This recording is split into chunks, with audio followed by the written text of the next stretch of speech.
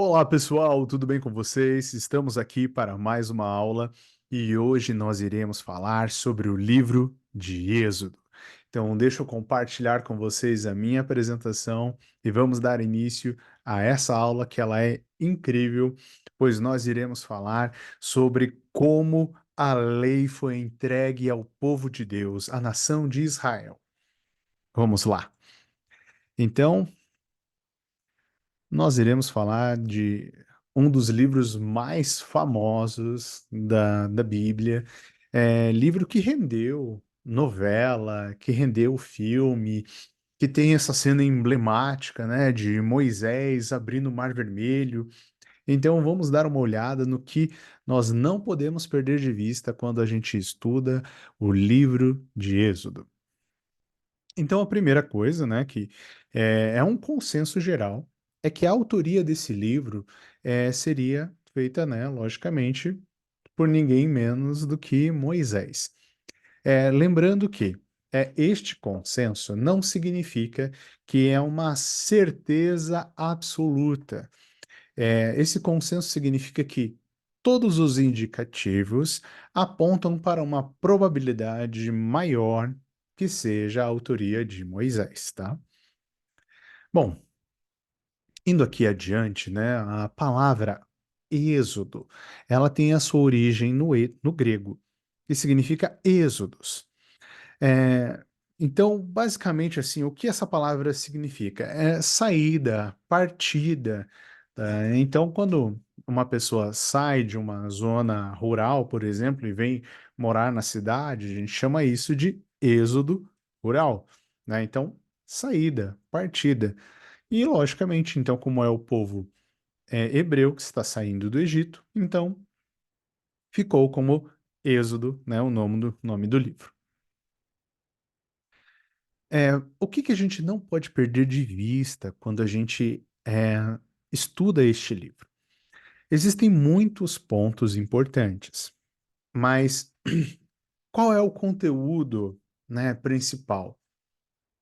A libertação de Israel do Egito, sua constituição como povo por meio da aliança, além de instruções para a construção do tabernáculo e lugar da presença de Deus. Então veja só, se você tiver sempre isso em mente, né? Então, o que acontece no livro de Êxodo? O povo é libertado, né? Os hebreus são libertados do Egito, mas ali eles também passam a se tornar um povo, né? Então, antes eles não eram uma nação. Veja, existe uma constituição de povo aí. Isso é muito importante. E basicamente, quando eles recebem a lei, eles também recebem instruções de santidade. Então, tudo isso a gente, né, vai observar muito bem. Também lembre do seguinte: vocês estavam lendo até agora o livro de Gênesis. Então, o livro de Gênesis ele começa uma narrativa ali dos patriarcas e a gente vai até a história de José. Só que essa história ela acontece bastante tempo depois da história de José. Então, qual é a cobertura histórica? Da morte de José, né? Então, que foi aproximadamente 1600, ao acampamento de Israel no Sinai, que já é em 1260. Lembrando que a contagem do tempo até Jesus Cristo vai ser sempre decrescente, porque quando chega em Jesus Cristo, nós estaremos daí no ano zero, né? Nessa contagem.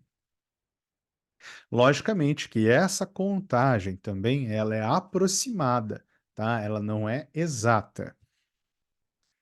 Então, um panorama bem rápido, né, sobre o livro como um todo, tá? Então, do capítulo 1 ao capítulo 20, nós vamos perceber basicamente uma continuidade dessa narrativa. Porque o que você vai verificar? Que é uma história que está sendo contada. Então, quando a gente lê o livro de Gênesis, né, o livro de Êxodo, ele é muito agradável de se ler, é muito bom de se ler, porque é uma narrativa Então é uma história, então você vai entendendo, tipo, cena a cena, cada situação. Então, do capítulo 1 ao capítulo 20 é uma continuidade da narrativa. No capítulo 21 ao 24, ali já nós estaremos. É, a Bíblia ela vai enfocar nas leis, né, nas leis que eles receberam no Monte Sinai. Então, digamos, todas essas instruções, tá? Então já não é uma narrativa, mas quais são as leis? Moisés está apresentando as leis ao povo. Do capítulo 25 ao 31, serão instruções detalhadíssimas, né, dos utensílios imóveis do tabernáculo. O tabernáculo seria ali o grande primeiro lugar, assim, de santificação, primeiro lugar de adoração a Deus, ou seja, o lugar onde Deus iria habitar no meio do povo, tá? No capítulo 32 ao 34, nós temos um retorno a essa narrativa. E do capítulo 35 ao 40, é retomado o que foi dito nos capítulos 25 e 31, à medida que o tabernáculo e seus móveis são construídos conforme a orientação, ou seja, um pouco de retorno a essas questões. Uma pergunta importante, né? Mas por que no livro de Êxodo existem tantas instruções sobre o tabernáculo? Poxa, por que que não se esperou até o livro de Levítico, que vai falar praticamente muito disso? Por que agora? Por que interromper a narrativa desse jeito? Contasse-nos, né, toda a historinha antes, depois entrasse nessa parte. Porque existem motivos. É muito importante você entender que a Bíblia ela possui uma grande complexidade. E essa complexidade a gente tem que tentar aproveitar ela ao máximo, tá? Então, a resposta. Êxodo narra as questões cruciais que definem Israel como um povo em relacionamento com Deus.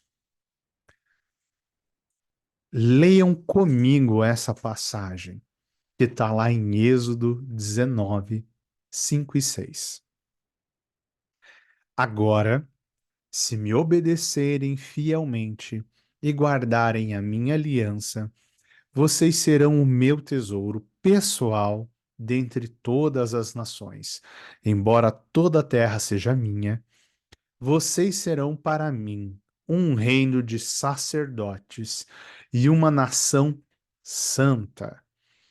Essas são as palavras que você dirá aos israelitas.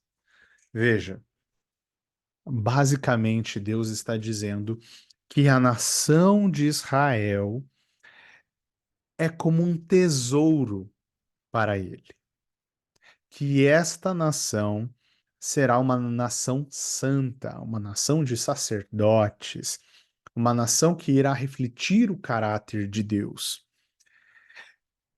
Uma questão bem importante, né? Do porquê Israel? Se a gente voltar lá no livro de Gênesis, a gente vai observar que desde o momento da queda, onde o homem perde esta grande oportunidade de ter Deus com ele, de ter esse relacionamento próximo com Deus, Deus já estabelece um plano de salvação. E ele diz que é do homem, da semente, que é do ventre da mulher, da semente da mulher que virá, né, aquele que irá pisar na cabeça da cobra e esta mesma lhe ferirá o calcanhar. E através dessa semente existe toda essa questão do plano de salvação, ou seja, desde o momento da queda, Deus já preparou a nossa salvação. Então, um ponto aqui bem importante é que todo esse desenrolar chega até Abraão. E Deus firma uma promessa ali com Abraão, né? Então, através da semente ali de Abraão, haveria uma nação, né? Então, aqui a gente vê essa nação começando a se formar.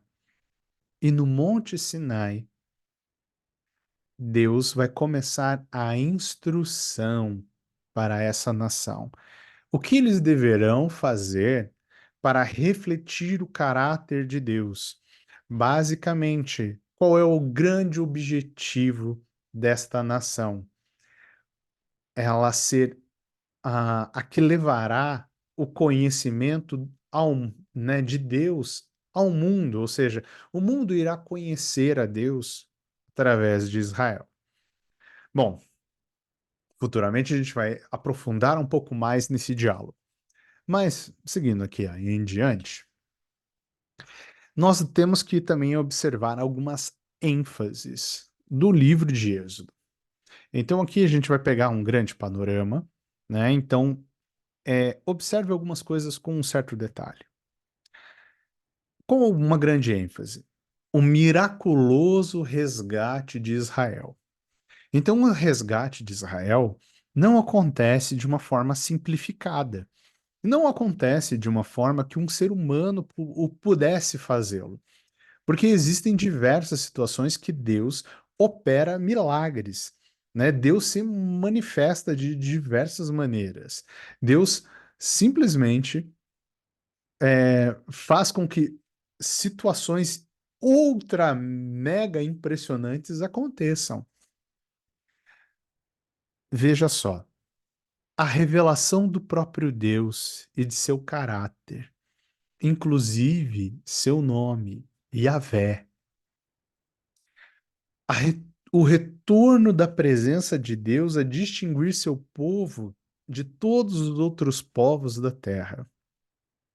Aqui eu quero chamar a atenção de vocês para uma coisa muito importante.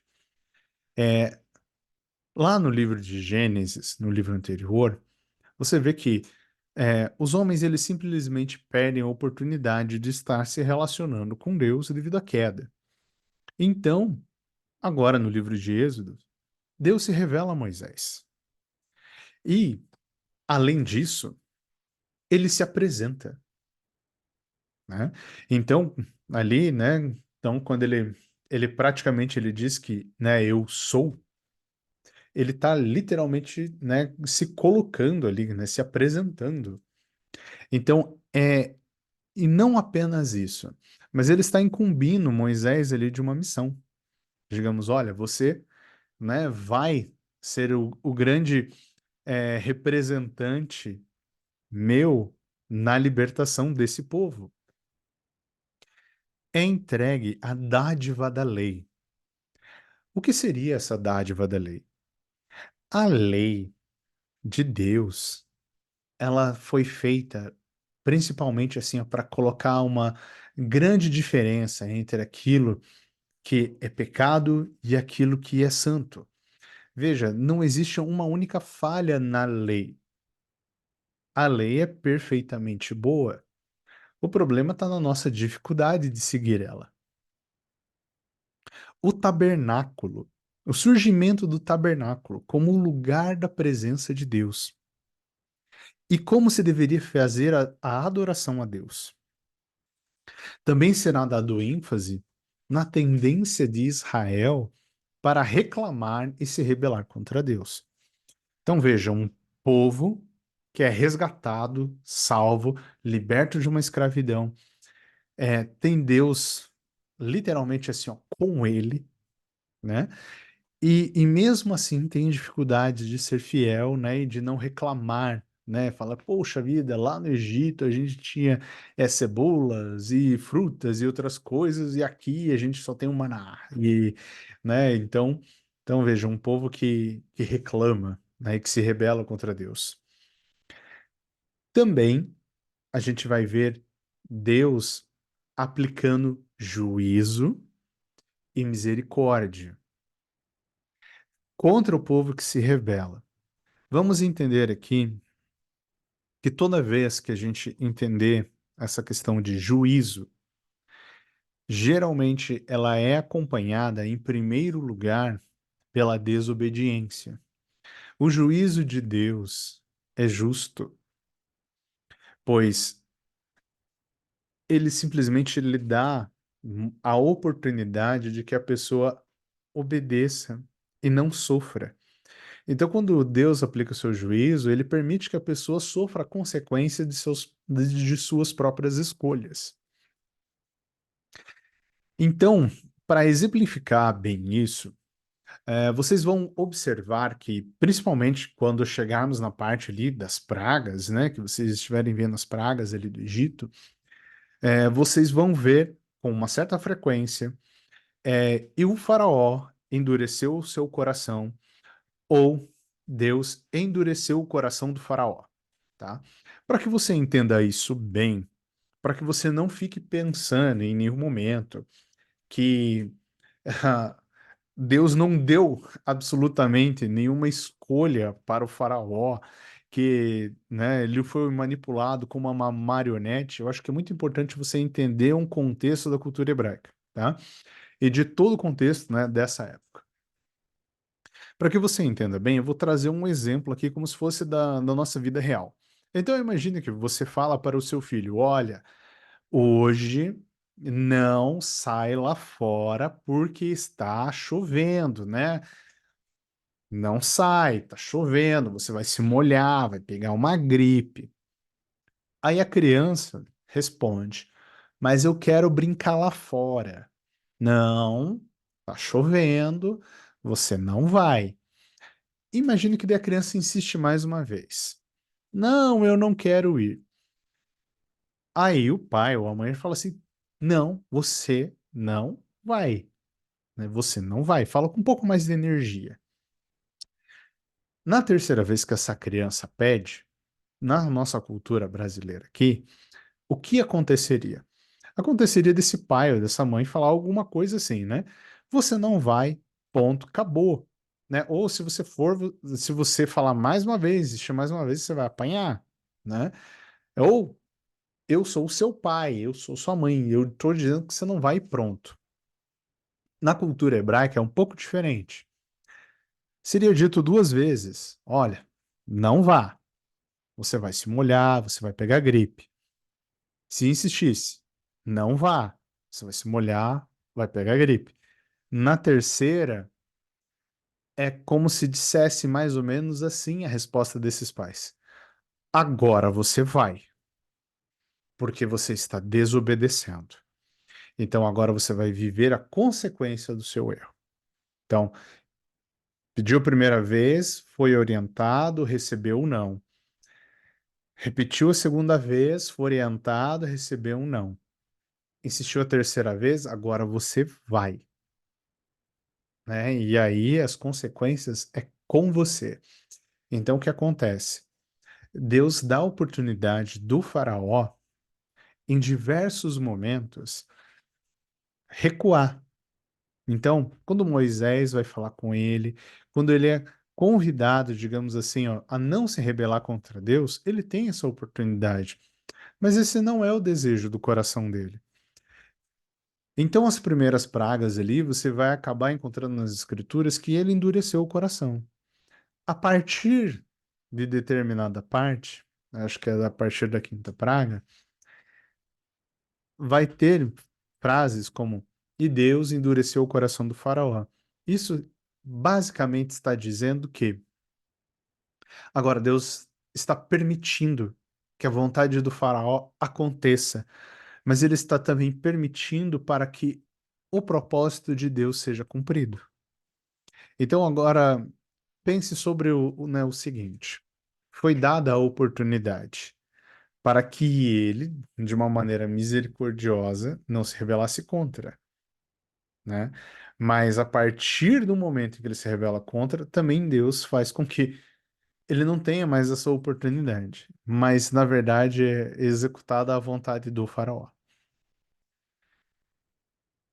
Veja, as pragas do Egito, elas são interessantes da gente observar, né? Então, praga de sangue, rãs, piolhos, moscas, é, pestilicência, a gente, opa, só voltando aqui, as úlceras, o granizo, gafanhotos, escuridão, né? E ali, né, por fim, é mais importante, né, os primogênitos.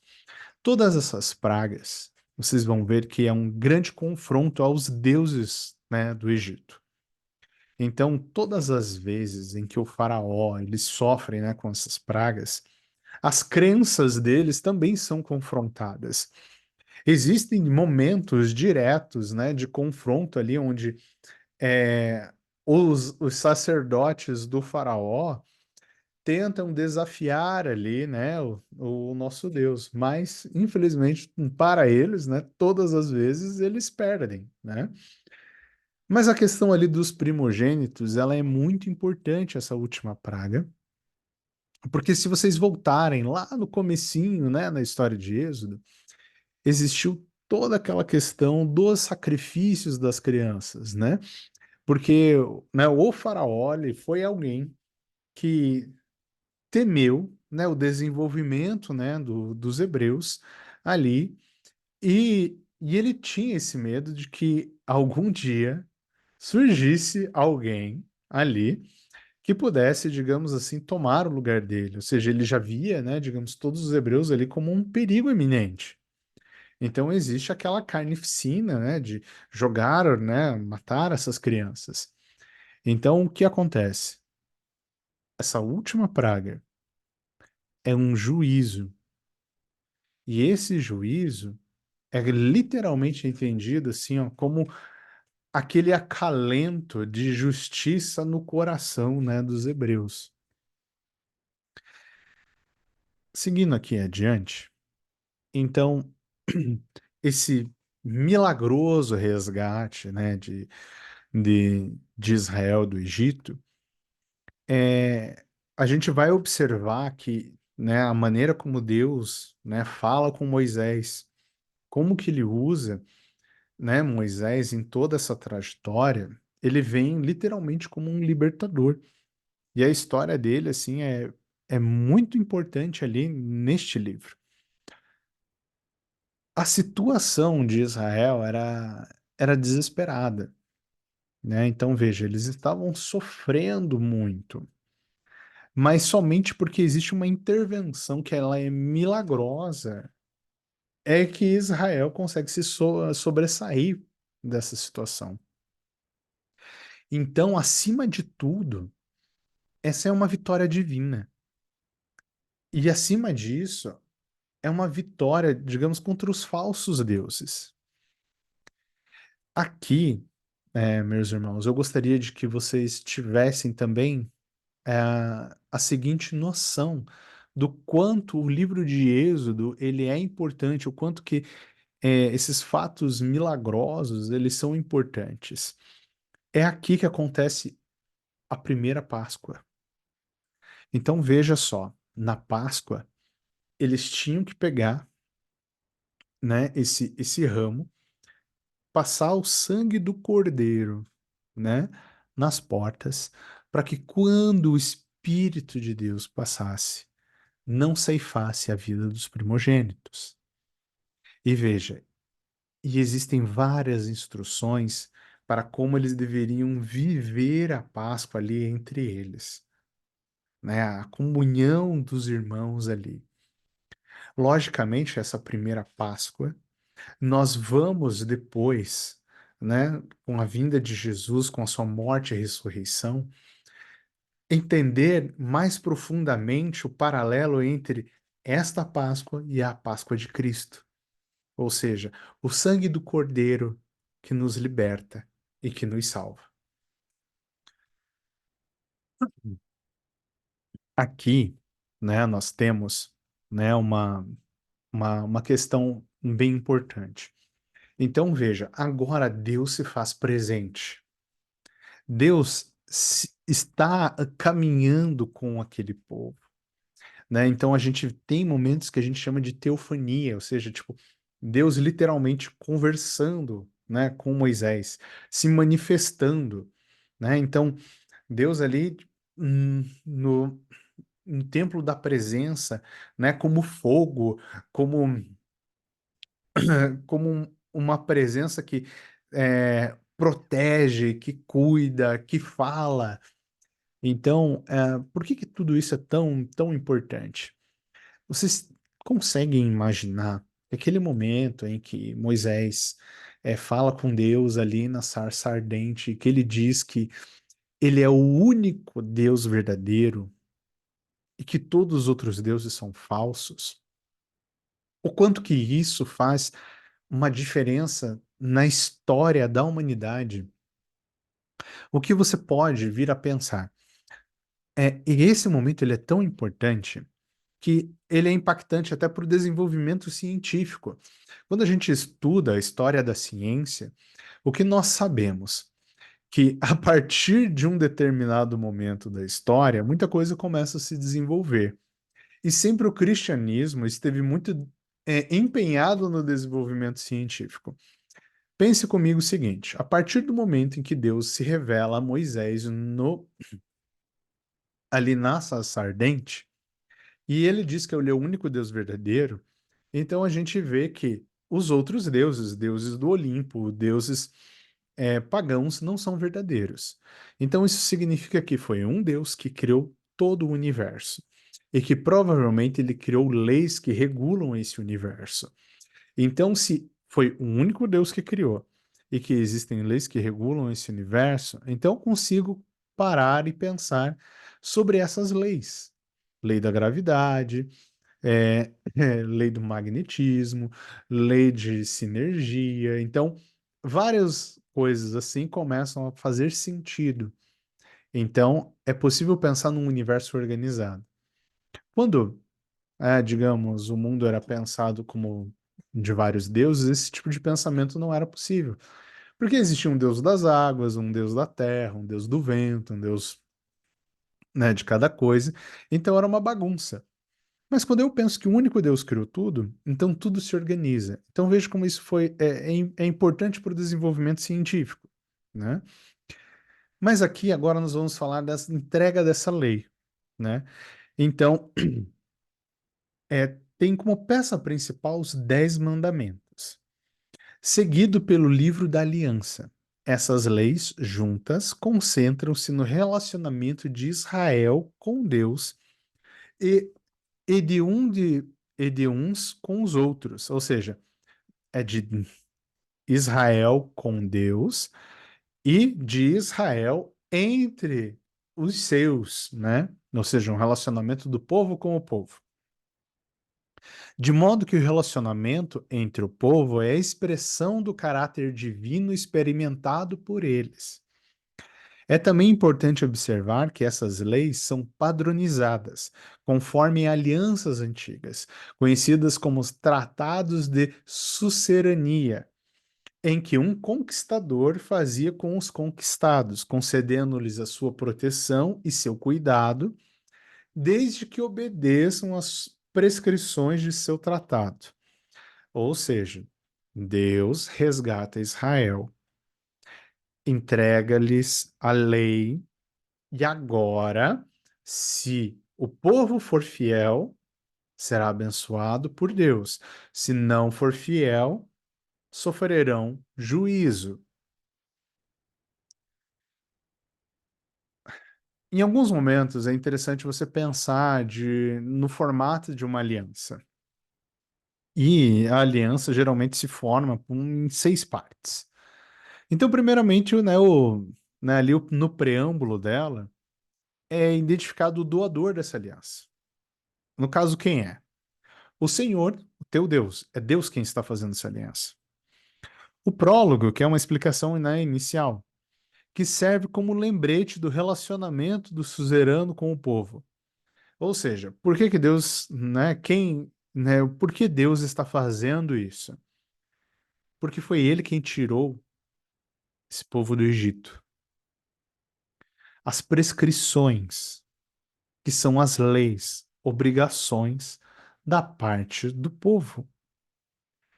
Uma cláusula documental que prevê leitura periódica e reaprendizado da aliança, ou seja, para que eles constantemente estivessem lembrando, né, da aliança e de seus preceitos. Sansão descreve as bênçãos e as maldições como um incentivo à obediência. Testemunha apresenta aqueles que receberam a aliança. Uma observação: Em Êxodo, encontramos as três primeiras partes da aliança. A mesma completa-se no final de Deuteronômio, tá? Então, veja, essa aliança, né, ela será, né, desenrolada e constituída ao longo ali do Pentateuco. O retorno da presença de Deus. A presença divina, perdida no Éden, agora restaurada como característica central da existência de Israel. Então, nós temos ali chamado de Moisés, essa sardente, né, que eu estava falando ali para vocês agora, né? O Monte Sinai, o encontro com Deus vivo, ali no capítulo 19, a tenda do encontro, que depois vem a ser o tabernáculo. Êxodo é concluído com a glória de Deus cobrindo o tabernáculo, o que significa que os israelitas estão prontos para a jornada até a terra prometida. Ao mesmo tempo, esses capítulos finais, do 25 ao 40, preparam em particular o caminho para os regulamentos acerca da adoração e do sacrifício, que já apontam para o livro de Levítico. Aqui, nós temos que dar um pouco de ênfase nessa parte, porque essa parte que ela é uma das partes mais tristes, né, desse livro. Por quê? Tente imaginar um povo que estava sendo escravizado, que estava sendo é, ridicularizado, oprimido, e ele é resgatado. Mas ele não é resgatado de qualquer maneira. É o próprio Deus quem o resgata. Envia alguém como Moisés, altamente instruído, temente a Deus. Deus usa Moisés para operar milagres. No Egito, eles testemunharam as pragas, tiveram seus primogênitos poupados. O mar se abriu, eles saíram dali, eles viram Moisés transformar água amarga em água doce, eles viram o maná cair do céu, eles tiveram as codornices no final da tarde para que eles tivessem carne para comer. Eles tinham a tenda do encontro, aonde a presença de Deus se manifestava. E no momento em que Moisés sobe para ter um momento de intimidade com Deus, ali no capítulo 32, Deus já sabia que o povo iria cair, que iria sucumbir. Mas a gente pensa, né, no seguinte, que talvez teria sido uma pessoa mais leiga, ou que teria sido uma pessoa mais desprovida de fé ou de conhecimento com Deus que tivesse incentivado essa prática. Mas não, tinha sido Arão, que estava junto com Moisés todo o tempo. Que era ele que falava para o povo, né? Que era ele que muitas vezes estendia o cajado. Então o que acontece? O povo fica completamente impaciente com a demora de Moisés, com a demora de alguma manifestação de Deus. Então Arão manda fazer um bezerro de ouro. Então, quando Moisés desce e vê o povo adorando um bezerro de ouro, ele intercede. Ele intercede por esse povo. Posteriormente, ali no capítulo 34, a aliança é renovada. Veja, vocês vão ver Moisés sendo praticamente em alguns momentos, um advogado, pedindo para que Deus não descumprisse, né, a sua aliança, não isse contra né, o próprio caráter, né? Porque Deus, em alguns momentos, fala para Moisés que queria destruir ali a nação de Israel, porque eles eram desobedientes. Então Moisés intercede, né, por este povo. Tudo isso a gente tem que entender da seguinte maneira. Ninguém aqui está dizendo, né, que Moisés convenceu a Deus, porque Deus ele tem um caráter que é perfeitamente bom e esse caráter ele não se corrompe ou não se contradiz. Mas o que nós temos que entender, várias palavras que são ditas, né? Então, por exemplo, Deus se arrependeu. Mas como poderia Deus se arrepender se ele conhece o passado, o presente e o futuro? Como que ele poderia, digamos, Deus voltou atrás, né? Então, nós temos que entender que nós, enquanto seres humanos, somos incapazes de entender a existência de um ser que ele é eterno, e que ele é santo, e que ele é perfeitamente bom, e que ele é o mesmo ontem, hoje e sempre, ou seja, o caráter dele é imutável. Então, existem algumas adaptações, né, que é o mais próximo que Deus conseguiria, digamos, falar para Moisés e Moisés conseguir entender. Assim como você, quando vai falar com uma criança, você baixa o nível da sua linguagem, não é como se Deus precisasse fazer o mesmo com a gente para a gente conseguir entendê-lo. Se nós fôssemos pegar um grande panorama do que se trata o livro de Êxodo, nós temos que focar no seguinte: existe o Êxodo, né? Então, ou seja, toda essa história de libertação, a lei, ou seja, a entrega da lei, né? E o tabernáculo.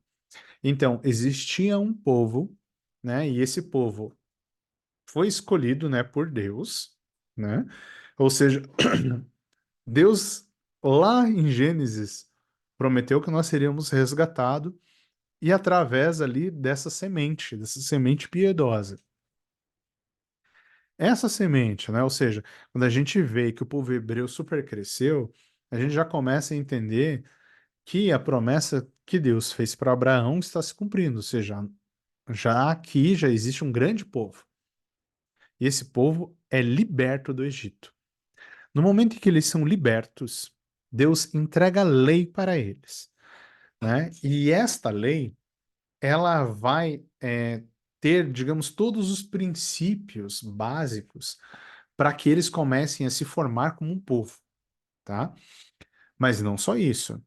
Também nós temos o tabernáculo, que é o lugar da presença de Deus. Ou seja, Deus iria habitar no meio desse povo, né? E esse povo iria começar a aprender processos ali de santificação.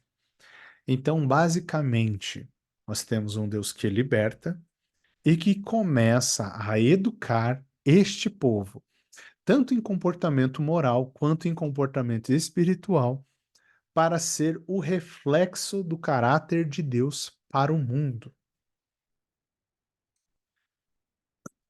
Chegando aqui ao fim, Êxodo desempenha um papel importante e especial no restante da narrativa, né, em toda a história bíblica.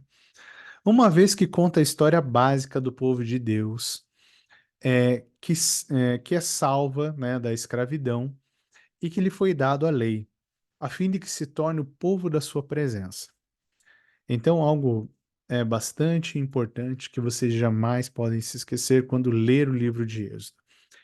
Este livro é um livro sobre um resgate e sobre uma aliança que é entregue a este povo para que eles comecem a ser o povo que reflete o caráter de Deus. Então, a missão de Israel de ser aquele povo que vai levar o mundo a conhecer a Deus é entregue aqui no livro de Êxodo. Caros irmãos, esta foi a aula de hoje, tá? Do livro de Êxodo. Uma boa semana para todos vocês, bons estudos e até a nossa próxima aula. Um grande abraço.